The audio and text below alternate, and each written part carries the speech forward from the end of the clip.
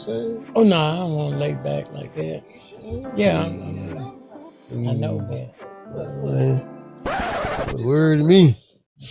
I do my best teachings and speakings right here. Let me take this. It's a process. It's step by step. You're not comfortable yet, huh? No. Man, what? I'm comfortable in talking and stuff, you know. But I never. A few moments later. Well, get you comfortable and just relax. Yeah. Put your fits up.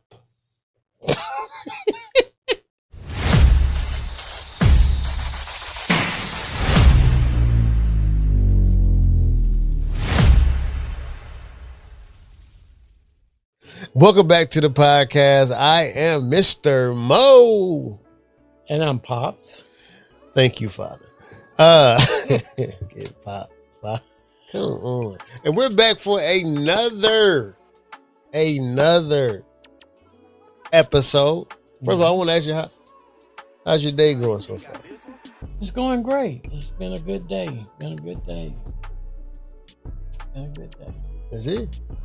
That's it. Been a great day. Well, my day was good. I got a chance to spend time with my wife. You know what I'm saying, and watch her float around the house and look vivacious. Mm-hmm. You know what I'm saying? And you just say to yourself, man, I did good. Yeah. Thank you, God. So with God, they did good. Yeah. Mm-hmm. Took me to follow the instructions. Yeah. Hard-headed dude I was. But we are back for another installment. I hope y'all enjoyed the last one. Me talking about how Pop has been my foundation, my pillar. You got to have one of those or two of those, three of those, four of those in your life. Somebody that's going to hold you accountable. Somebody that is going to help you through this process. We as men, we do not ask for help. We don't look for help. At some point, men, we have to stop trying to figure out things on our own. We heard in silence. Uh-oh. See, that's a whole nother podcast. Yeah, we heard in silence. So, and many times we don't ask for help. And I used to be that way. We don't ask for help because we feel like people would say, well, you don't know that? Mm-hmm. You don't know how to deal with that? It's like shaming us. Yeah. You at your age, you don't know. Yeah. You know, so we tend not to do that. And then if it's not modeled for us by our father to encourage us to talk, because, you know, a lot of time I've talked to young people who say, well, you know, I tell my mama everything. No, you don't. Nah, you don't. Tell her everything. You tell her just enough. You probably tell her a lot, you know. But there's some things we just not going to discuss like that. Right. You know, we'll discuss it with a friend before we will our parent. Okay, so that's a whole nother podcast, and we're going to deal with a lot of men, you know, basically suffering in silence because we do it so well. We're professionals at it now, and it's something that's been passed on. Oh, yeah. But we're going to deal with that. Yeah. I want to. Last podcast, as we were discussing some things, I want to talk about you. This is the introduction to Pop. I believe that in life, you don't know where a man is until you've heard or seen where he's been. Mm-hmm. So I want to hear from you. You've helped a lot of men, a lot of men out of some dark and difficult spaces. Now I want to hear from you, from difficult things that you had to overcome and deal with. And you can start from anywhere in your life. Okay. I know you probably, I was going to do an old joke. No, don't do but that. I'm not. So yeah, I've been here a minute. You've been here, quite a minute. And I'm grateful. Thank God. Yeah, I'm grateful. So anywhere in your life, okay, that you feel comfortable, talking about. Well, I'll start from where I was born and raised. So I was born and raised in Talbot County, okay, Georgia. Now, during this, I might stop and ask you some questions. That's fine. I'm not from here. You know what I'm saying? So certain things you may say, be like, okay, now break down that. Yeah. Well, that's a very small town. Okay. Well, it's not a town, actually. I lived out in the county part. It wasn't a town. Got you. So I lived out in the country part, which I must say during my childhood was probably the best time of my life in terms of how I grew up. Wow. In a small town? I wasn't in a town. Actually, we had one high school. How does that work? We had, at the beginning, we had two elementary school, one on the north end, one on the south end. And the high school was in the middle. Got you. But, we had, at that time, it was all black school. Wow. We had not integrated. We didn't integrate it until my senior year in high school in 1971. Got you. But growing up, I was exposed to whites and all of that. But I remember seeing the signs, whites on it, that kind of stuff. And let me stop you right there, because a lot of people are impacted by seeing those times, but you were actually in those times. Explain, like, you break that now, because I hear a lot of people like, man, you know something, we were slaves and we had to deal with this, and they're like 19. Well, I wasn't no slave, but like, but for them, you know what I'm saying? you talking about you got Jordans on, we was oppressed. What are you talking about? No. But you experienced those things that I've only seen on movies. Yeah. And then I wasn't that far from a little town called Manchester. It was Manchester in the daytime and Winchester at night. Huh? Yeah. Break that down. There was certain families in that town that the police would not deal with. Wow. Because they subject to kill all of them, So it was just that kind of thing. But at this hamburger shop, all the whites would go into the front off the main street. Got you. So we had to come into the back. And we couldn't sit in there and eat. We had to order our food and go. They had hamburgers. The food was very good. And they had blacks working in there. Okay. And it's like where they were drinking beer and stuff like that. Okay. But they had really good hamburgers and stuff like that. So we had a movie theater at one time. And in the movie theater, all of the whites was sitting on the floor, and all blacks had to go to the balcony. Wow. So I remember all of that. And that's why when I finished high school, my mom wanted me to go to Talladega College in Alabama. What? Talladega College in Alabama. And I would not go. I had a scholarship to go. And I would not go because George Wallace was the president. The governor at the time. Gotcha. And there was a lot of racial stuff going on. So I didn't want to be in all of that, like that. And I think one of the most profound things that happened to me growing up was we had a lady that was moving there across the highway from us. Okay. And she came over and asked my mom if her children could play with her children, because she was white, we were black. She said, now, if they can't, then I'm not going to move here. And so we grew up with them. Wow. We went to their house. They came to our house. That kind of thing. Okay. And so I was exposed to some things that family does that we didn't do. Like they would sit up like on Friday and Saturday night watching movies, eating popcorn and stuff. As a family. Yeah. And we didn't do that.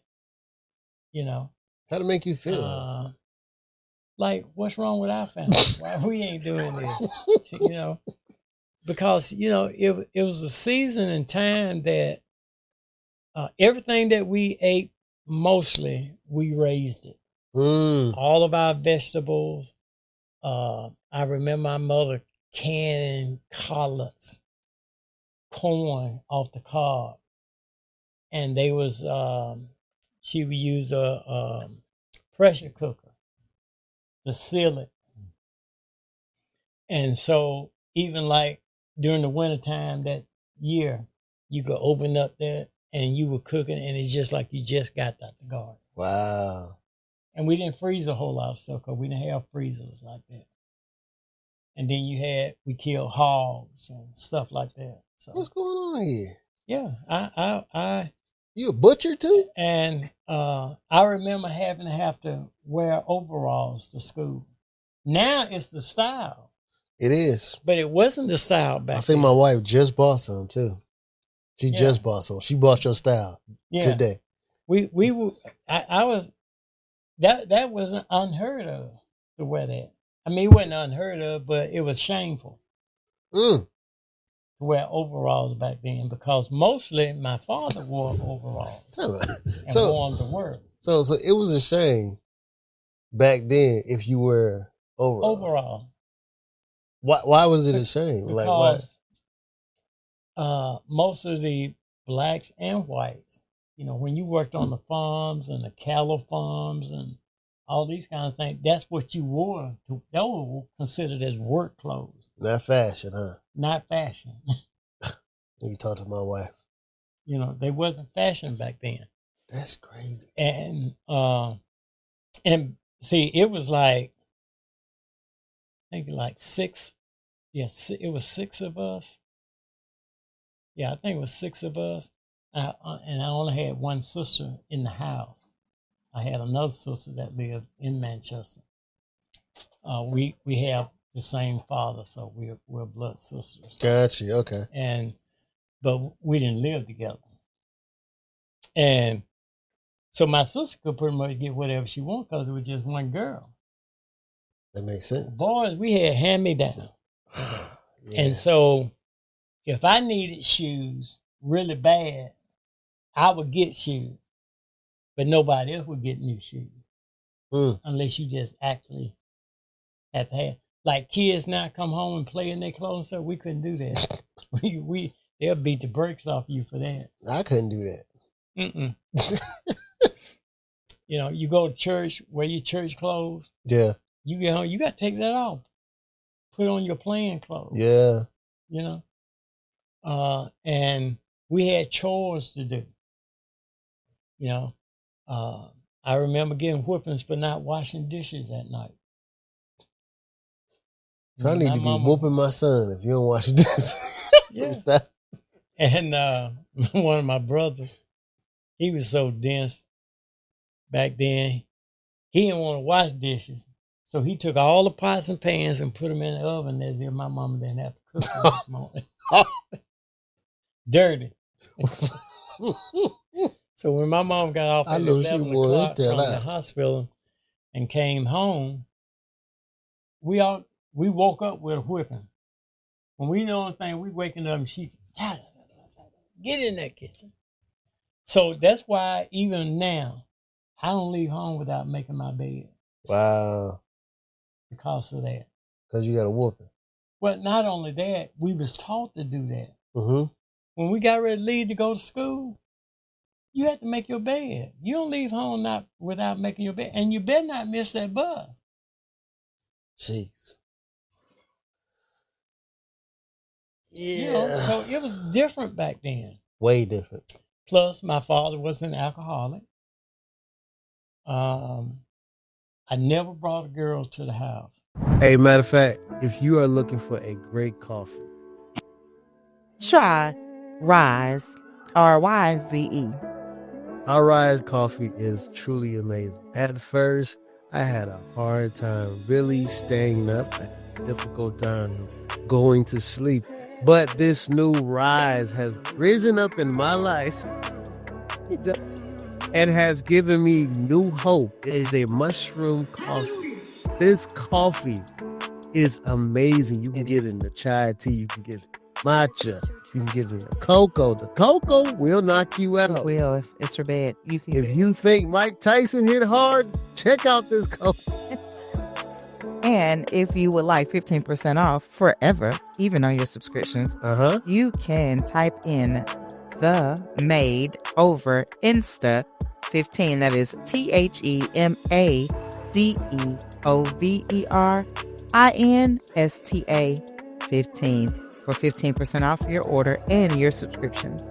There you go. Get you some Rise in your life. Some rising. Let it change your life. It will. Back to our regular scheduled program. To meet my family. Ever. Not one. Not one time. Why? Because I knew if my father was there, he was going to be drunk and I was going to be embarrassed. Gee. I only had maybe five friends, male friends, that we hung out together. They the only ones who could come to my house. Or I go to their house. That's because all of our daddies would drink together. Oh, so they had common ground. Common ground. Wow. And we all had those issues. At least I had more issues than some of them because even though their fathers drank, they did a lot of things with them. Got you. I didn't have that. You know, my father didn't. That's why my son played baseball, because when I was growing up, my father always went to baseball games, but he never took me. So I grew up with this idea of what's wrong with me. Wow. He must not want folks to know I'm his son. Now, that's me thinking, you know. And so, you know, having my grandparents, my grandfather was a devout Christian. He's the one who taught me how to sing hymns. Okay. He's the only person I've ever seen in my life who got up in the morning, sung a song, got down on his knees at his rocking chair, prayed, get back up, sing another song. At nighttime, did the same thing. He did that every single day until he died. Wow. Never seen that before. So he taught me how to sing the hymns and stuff like that. Because I used to follow him around at church and stuff, you know. So, you know, my mother was a nurse. My father worked at a factory. And although he had only a fifth grade education, he was the only person that worked at the furniture factory who could operate every single machine. The man that owned the place couldn't run every machine, but my father could. You said fifth grade. Fifth grade education. Wow.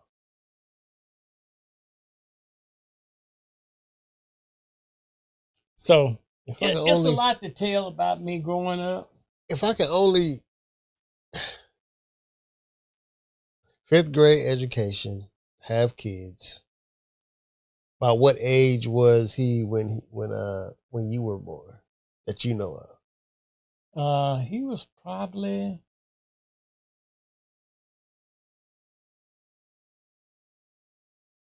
he probably had to been in his late 40s or 50s.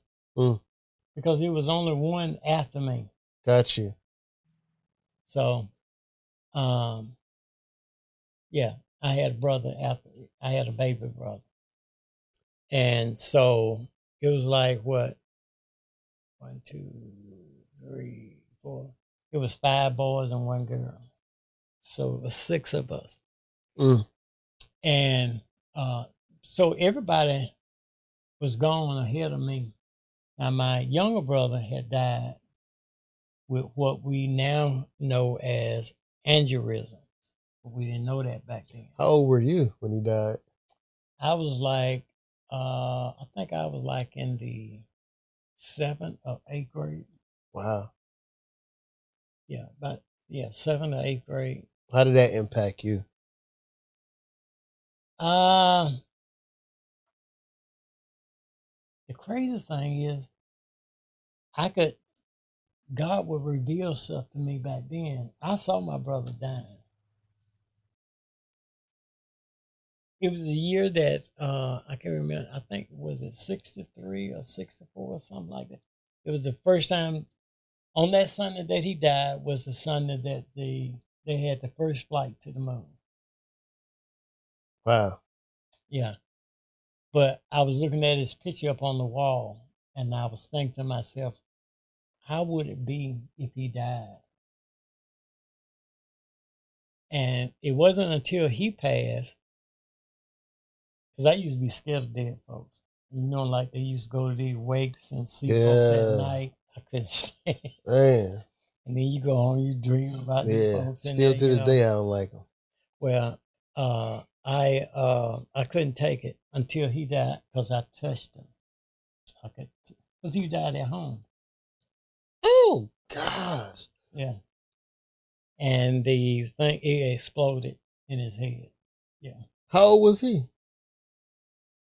He was like maybe 2 years under me, maybe a year and a half under me or something like that.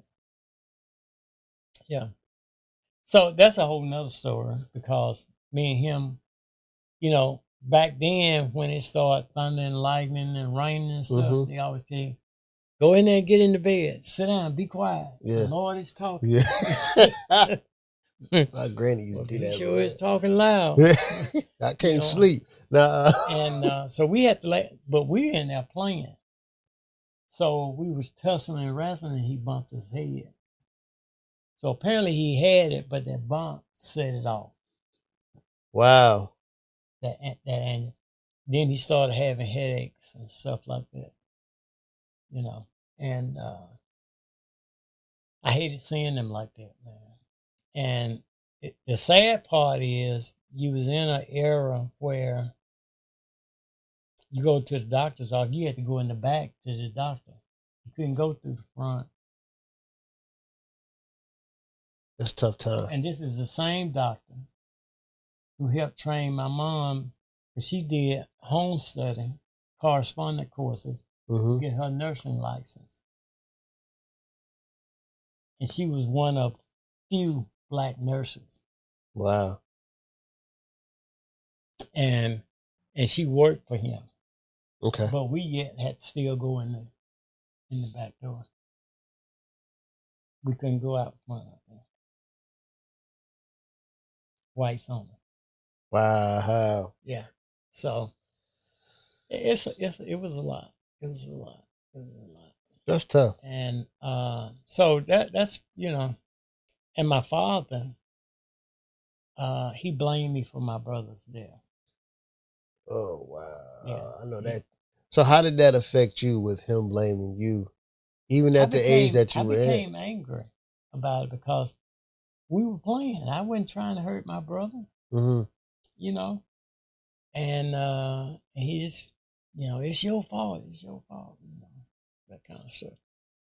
And I think he was a little bit probably more closer to him because he looked more like him. Oh, okay. Complexion and all. I looked at more like my mom. So, and they always say I was the 7th child. And they always said that the 7th child, I don't know why they said it, but they always said the 7th child was different than all of the other children. And I was different from all of my other siblings. Wow. All of them. I was going to church and stuff, and most of them wasn't. They was in the streets and stuff. That kind of thing. So, and I never was a street person. I don't know the streets like that. Wow. I don't know nothing about the streets like that. although when I was in high school, we used to go to the club and stuff like that, but I didn't really know nothing like that. Plus, we was in a rural area because I think I was an adult when I first started hearing about marijuana, and I was in Columbus then. Wow. Oh, wow. So we didn't hear. All we knew about was wine coolers and Boone's Farm and all that kind of stuff. You know, and corn liquor. Speaking language I have no idea about right here. You know, got battery acid in it and all this kind of stuff. You know? Wow. But that's the kind of life that I live. I don't regret the life. Mm-hmm.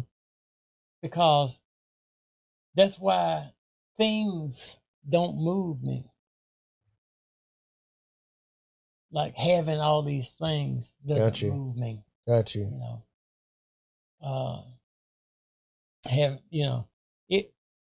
I was really good and grown before I actually bought a brand new TV. Because every other TV I had, somebody had given it to me. Got you. So I wasn't into things. I didn't have to have stuff. I was never like that, you know. I mean, I wanted nice clothes and stuff, but got you. I never was, you know, into got to buy things. That's why I don't go to the mall and stuff like that. Did you want those things and you would just settle? Not really, because I was satisfied. I was okay with what. So you was content, very like, I was okay. content. Okay. Yeah. Yeah, I was content.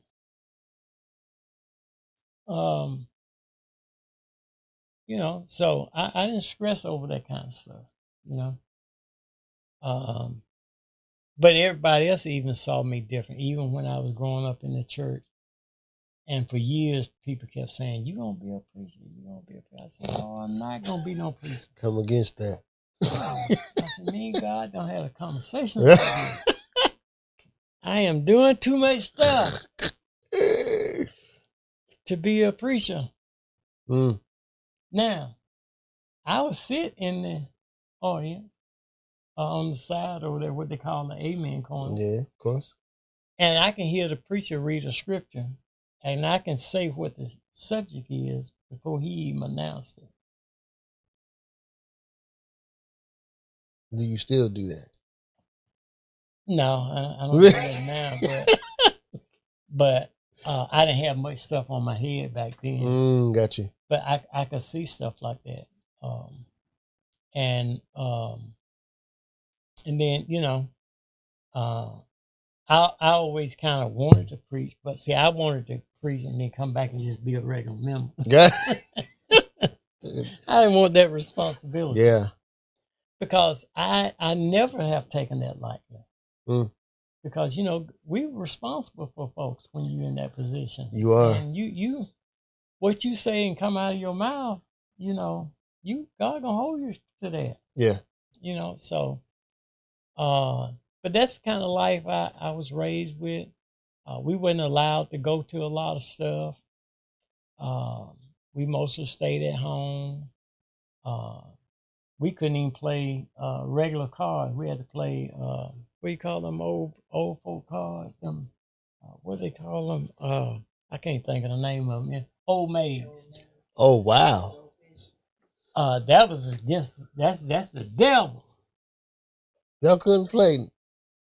We sneak and play, but we couldn't play. I learned how to play spades. Well, y'all was on a strict thing. Oh yeah. Yeah. But it was a strict time because of the kind of life we had to live. I know when I ran for office in Talbot County. Time out. Clerk of Superior Court. Time out. Let me stop it right. You ran for office? Yeah. Hey, we are getting to know who Pop is. Keep going. You ran for office? Yeah, I ran for Clerk of Superior Court. I ran against 5 other Caucasian brothers and sisters. Mm-hmm. One sister, rest of them brothers, and I was on the black. Wow. And I think I did pretty good. I had a runoff with me and the white female. Okay. So I think I did pretty good. But to let my people tell me, well, you know, they didn't know you enough. Well, they must have known me a lot because I beat out all these other folks, you know. So it be young people sometimes too. Know, well, see, because a lot of people did know me because I worked, I volunteered a lot in my community. I volunteered a lot at the school. So you're active. I used to substitute teaching at the school. I used to drive the school bus. I've done Boy Scouts troops, and we've been top-notch troops. I've gotten awards for having, like, we would take, me and one other person would take 40-some boys to the wood, and we'd have no problem. Wow. Because they knew there was nobody else who was going to do that. So they knew your name? Oh, people knew me. Yeah. People knew me. Doing all that, you have no choice. That was just trying to appease me. So I was like a friend of mine who just said, okay then, okay. Right. Okay. You know, but I, you know, said I wasn't married. What being married got to do with being clerk of the superior court? Ain't nothing but a secretary job. That's all it is. Come on now. So that's the kind of thing that, you know, I dealt with. So I've done a lot of things. I've been exposed to a lot of things. At an early age. You know. So I've been exposed to a lot of people in positions and things like that. I've never been scared or afraid to talk to people who, you know, because I've always felt like I can hold a conversation with anybody. And can. I've seen you in public. Yeah. So start conversation and end conversation. So that's never been a problem of mine, you know. So I lived a good life, man, and it's amazing you call that a good life. Like some people when they hear that, as far as like being raised in those times where you had to go through the back door, people don't see that as a good time. Like you losing your brother, like, and then your dad blaming you as if you purposely did this. And then I'm the last child left at home that got to deal with all of that with him there, you know. And I can only imagine, like, did y'all have a relationship before then, or was we never really had a relationship? So so y'all that's what I was saying earlier. See, it's like when my father used to go to baseball games. Yeah. But he never took me. See, he never really done. He never shown me how to. See, at an early age of mine, we used to ride in the car with my dad, but he would be drunk, and my mama would just have a fit when she found out. But we didn't know. Right. At that time, we was glad to be with dad. Right. You know. And so, you know, we would go with him. But he never took me fishing. He never sit down and talk to me about life. But in my older years, I realized my father didn't have no father himself. He wasn't taught what to do. I got you. Yeah. See, and what a lot of people don't realize, even people that know us, see, I don't have any uncles or aunts because my mother was the only child. My dad didn't really know who his folks were. We happened to find them, but not because he told us, because he didn't know. And actually, he changed his name. See, my name actually wasn't supposed to be Ellison. It was supposed to have been Vale. But Bell. back then, when you go hold into, on, that got a nice ring to it. Yeah. Mike Bell. Like that. That's why I was at. Where your folks at? Where you come from? Might be kin folks. But yeah. So it's a lie happened, and because he took on the name of somebody else when he came up to the area where we were living at, and him and my mom, got married and stuff like that. So I didn't know all this stuff until later years. Time out. So he took on the name of somebody else, right? So because we were calling the guy uncle. Because he was saying that was his god brother. So we were calling him uncle and his wife aunt. Wow. This is some stuff. Yeah. Because see, back then, when you go into the military, whatever name you go in, that was official. Okay. Because they wouldn't ask, most of them probably didn't know where their birth certificate were back then. Gotcha.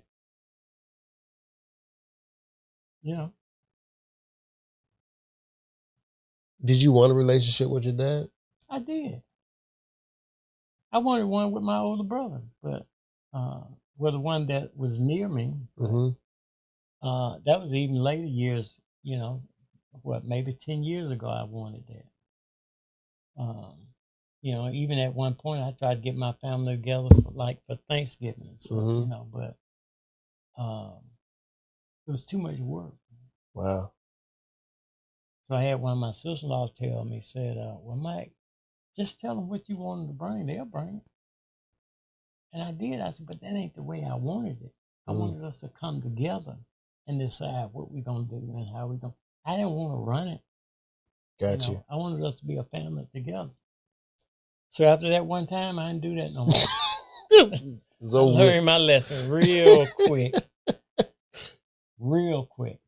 So, So who was the actual father figure in your life then? If your father didn't give you father like type advice, you said y'all, it just sounded like you was just there for the most part.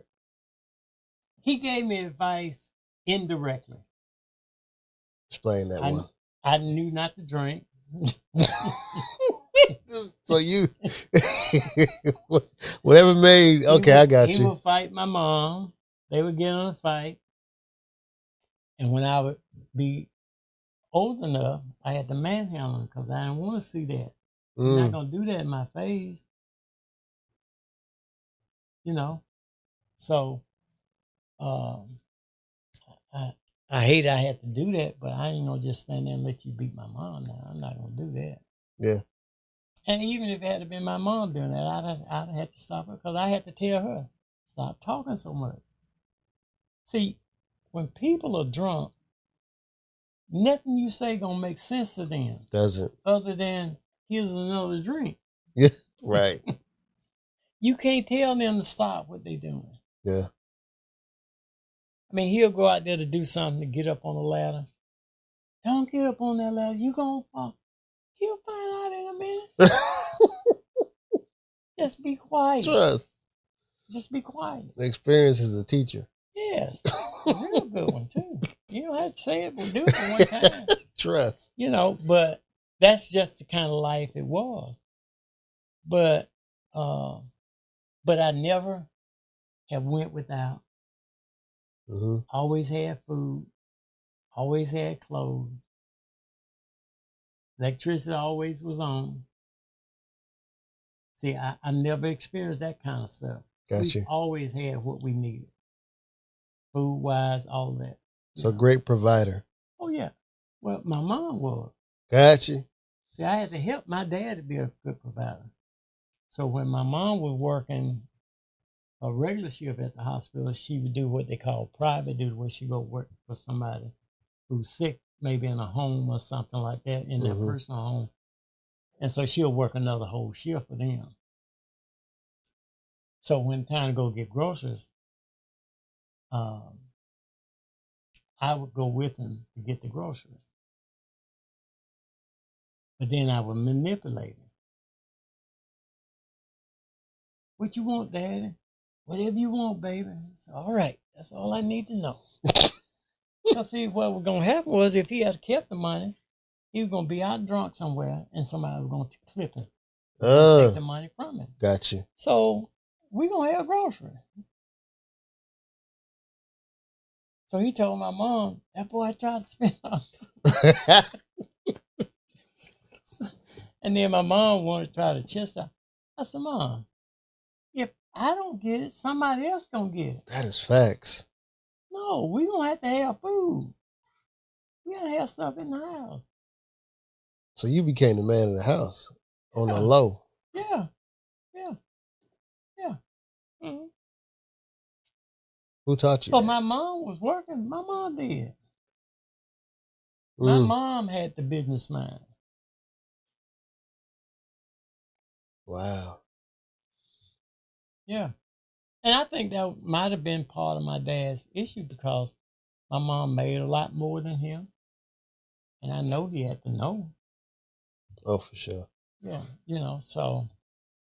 That did a lot but to him? I think a lot had to do with him not knowing his surroundings and stuff, So on either side, I didn't have, everybody was either a half or something. It wasn't no full uncle or aunt. So do you know your full family or like? Now his family, I know them now because they down around Augusta. Okay. So when I used to have to go to Augusta every year when I was part of the Methodist church, I always would go to their house one of those nights and eat supper and stuff. So they would have me over. So I Gotcha. But so hearing your story, which is in some people's eyes like a triumphant one. Obstacles, definitely to me difficult time. People now can't live in those days. Mm-hmm. Like I understand why God created people and they were born in certain times because you'd have been collapsed. Like that weight of go through the back door, just that alone, you can't take that. Like we can't take the simple rejection of you can't park there because it's a handicap. Yeah. What? Yeah. We can't take that type of rejection. So my question to you, you fight so hard, and I've seen you. My years of being here, you fight so hard for those young men. I'll even go a step further to say that you fight hard for those who don't have a father in their life. But that's the kicker. That's why. See, I understand what my calling is. Yeah. I know what I'm supposed to be doing. What's your calling? My calling is to work with men. For that very reason, because I know that I've been a father for a lot of young men that didn't have their fathers in their lives. And have. Yeah. So God made it clear to me what my call was. See? And when I was doing fatherhood at Columbus Tech, because, when I had accepted the call in 1999, the call to preach, not to pastor. Got you. To preach. Mm-hmm. When I accepted that call, that men's fatherhood program was my church. I was the pastor because I did what a pastor do. I took care of their needs. Got you. I ministered to them through doing workshops and teaching them the things that they need to know about jobs, how to keep a job, how to deal with your anger. See, I've been dealing with people's feelings and emotions for a long time. Wow. Yeah. Long time. And see, I know better now how to handle it than I did back then. That's true. Yeah.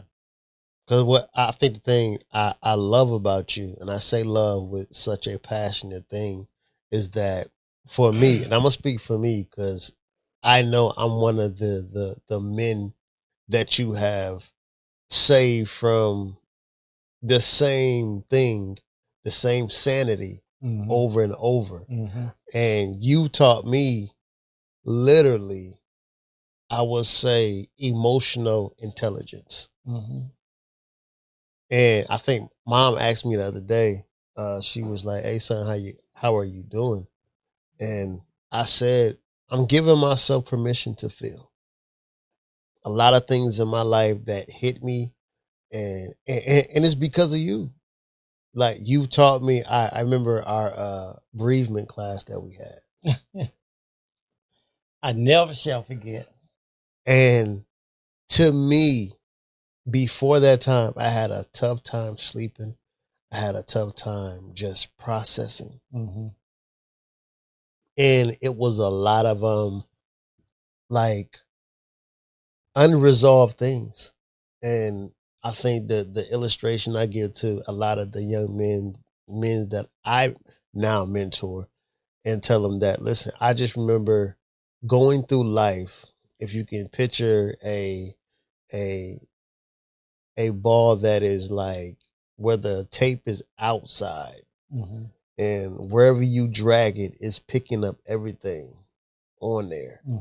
And I just remember picking up, I felt like whatever I was dragging, whatever I went through, dad dies, my grandma passed, like cousin shot in the head, losing my goddaughter at the age of 1, seeing her actually take her last breath, literally seeing these different things, tragedies in my life, but still going throughout life as if it's normal. Yeah. But not dealing with that. You will always tell me, son, you got to deal. But I remember in that bereavement class, literally breaking down, shattering just to be built up, to be even stronger. From there, I was able to sleep better. I was able to cry. Oh man, that was my turnaround. Yeah, that was your turnaround. I had to flush out all that gunk, and that taught me emotional. And okay, so it's okay for men to say, you know something, I don't know it all. Yeah, and it's okay to cry. Yeah, because it's kind of like I used to talk to the guys about crying and stuff. Well, I'm a man. I'm a man. Okay, you a man. Okay. My wife does that too. Like when she cries, she's apologized. Like, I'm sorry for crying. We told her, sorry for being human. Stop apologizing for that. Jesus wept. So, over Lazarus. Like, how does that sound? Jesus apologized for crying. I'm sorry for weeping, y'all. I apologize. Yeah. You can't apologize for that. Yeah. Because you have a right to express your feelings. Yeah. Now, you don't have a right to express your feelings any kind of way you want to. Yeah. That you don't have a right to. There are rules to the whole thing. There's a rule to it. Be angry. But you have to get that out. Gotcha. Because it'll eat you up like a cancer. It'll literally destroy you. Yeah. And like you were saying, you couldn't sleep. That was terrible. You're not getting enough rest. All of this stuff deteriorates your body. Which messes with your whole body system. And it messed with our marriage at that time too. Yeah. Like, it was one of the strains on our marriage. You don't know this. Yeah. But that's why your wife kept talking to me. You need to talk to Mo. You need to talk to Mo. You need to talk to Mo. It's a snitch in the house. Well, she didn't say why, but she just said you need to talk to Mo. But when you started coming to the bereavement class, that's when the breakthrough happened. Heavy. I mean, it was awesome. Yeah, I'm sorry about all the snot on your shirt. Hey, what I always say, don't worry about that. It can be washed. Right. But I remember Liberty after that. Oh yeah. Oh yeah. And it was one of those things like, and you now. was emotionally tired. Because you had drained so much out. Yeah. That you've been holding all this time. Now she get mad that I sleep better than her now. Well, maybe she needs to come. Go ahead and get that up out of you. To deal with women like that, but maybe she needs to come and get something, and then she can sleep. But that's a real thing, because how important is that? It's very important. Let's talk about that. Because men have not been given the permission to feel what they feel. Yeah, you got to be a man. You got to be strong. Says who? That's foolishness. Yeah. You go to your mama's funeral.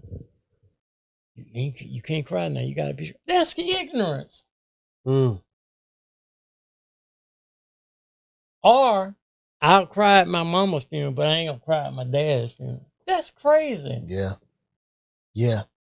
So what you're saying is your mother was more important than your dad. Ooh. That's what you're saying. You're tapping in something. And a lot of people have great fathers who was involved, but you gonna say, I'm gonna cry more about my mama than my daddy? Yeah. Because we think that's what's acceptable. See, that's what's acceptable. It's kind of like, how you gonna question your mama like that?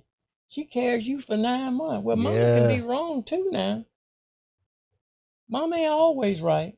It's all kind of rules to the things you can do and things you can't do. And I think finding that out, okay, so that's not even a rule. You just made that up. See, and I think what we should be doing is telling people what they can do. Yeah. If we tell people what they can do, we don't have to worry about telling them what they can't do. So, men, I'm telling you, you can feel what you feel. Yeah. You can cry, and it's going to be okay. Permission to cry. Yeah. Permission to feel. Don't feel bad. That don't make you, if anything, it makes you more of a man. Does. I remember a guy was talking, a lady came up, she was like, what if I'm more, I guess she was trying to say more hard or more manly than my husband or something like that. What did you do? And a guy respond, his response is so perfect. He says,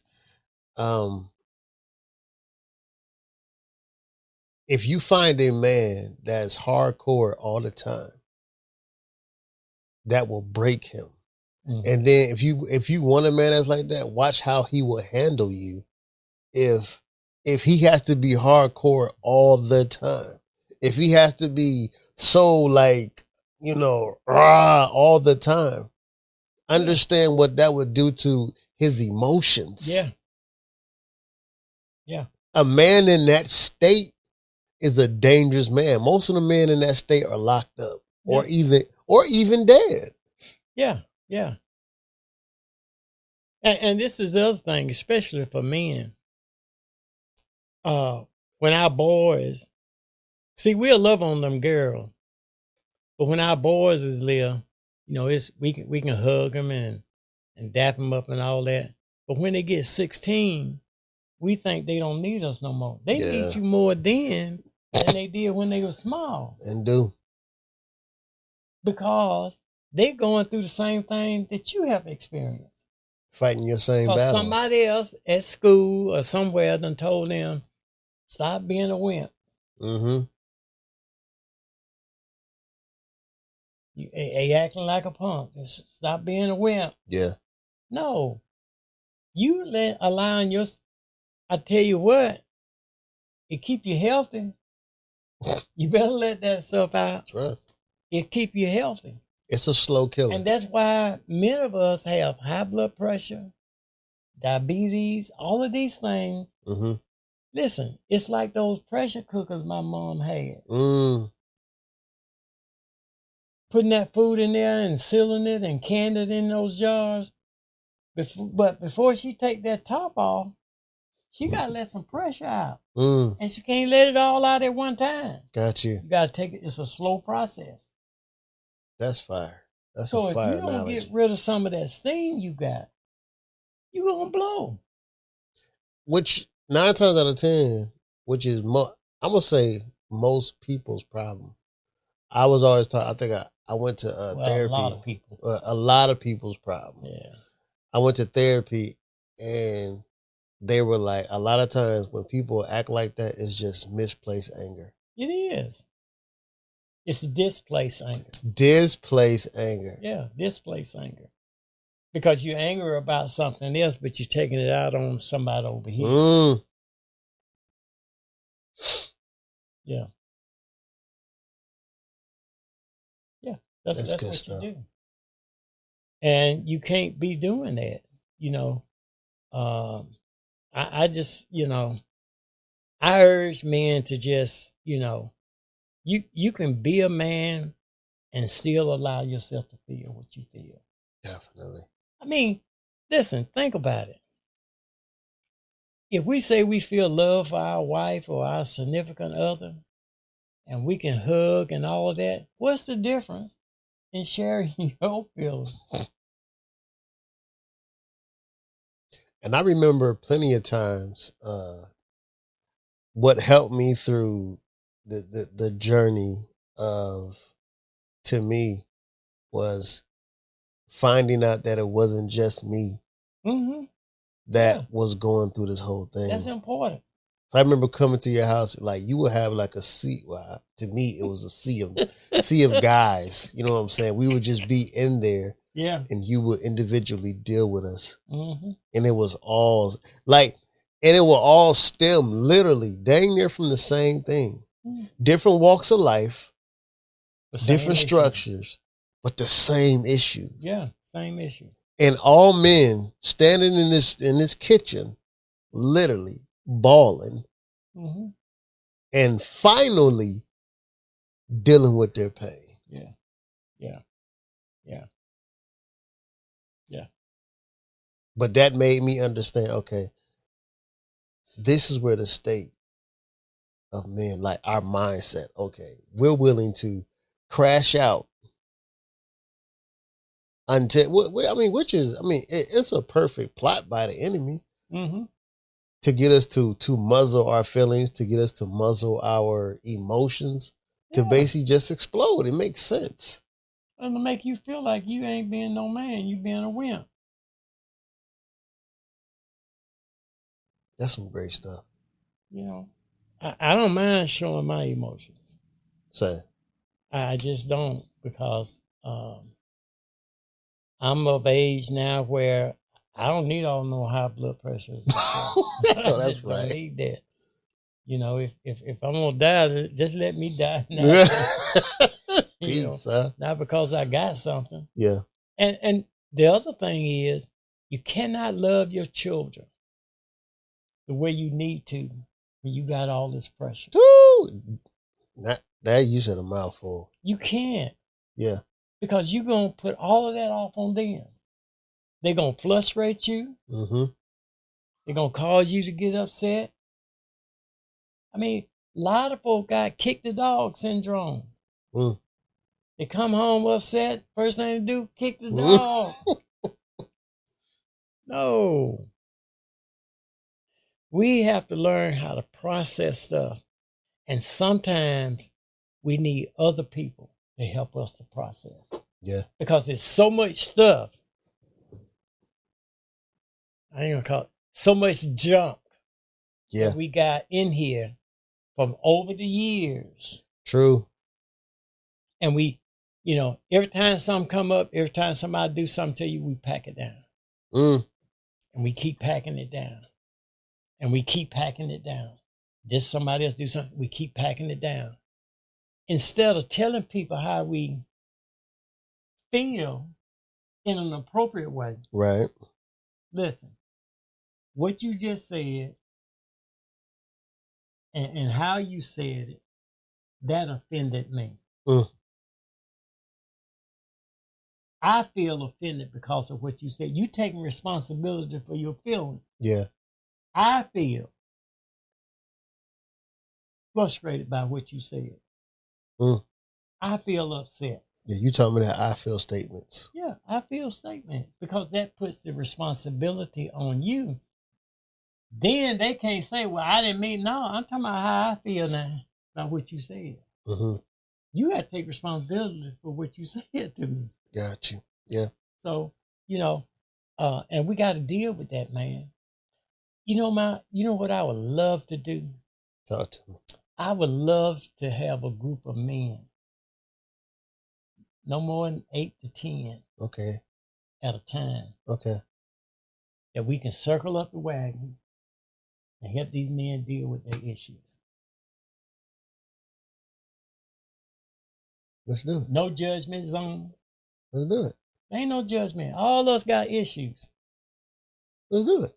Done had issues. Let's do it. Let's do it. So here's what we're gonna do. I'm do like a preacher as we're closing. Getting ready to close, man. But if you're willing to do this, and this is if you want serious help, we want to be able to help you. We're going to create a video type ordeal where we'll have men come in to this is and you have to take this serious, because if you don't, then you'll be wasting your time and you won't be wasting ours, because we know what we're here to do. Mm-hmm.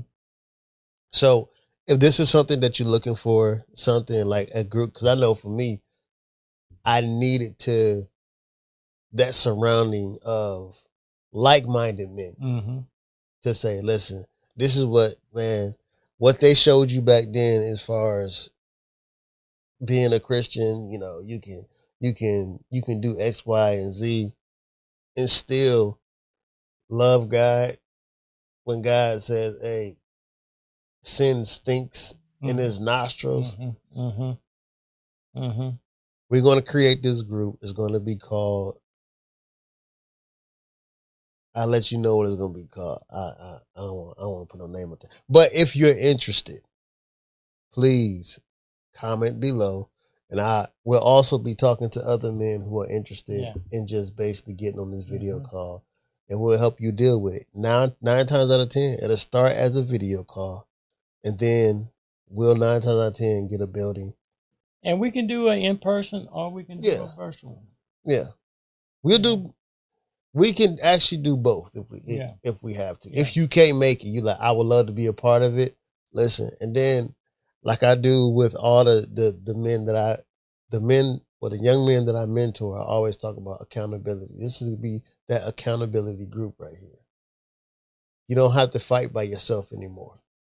And also, if you're one who cannot maintain confidentiality, see, this is one of the reasons why men don't share, because people want to go out and say what they said, but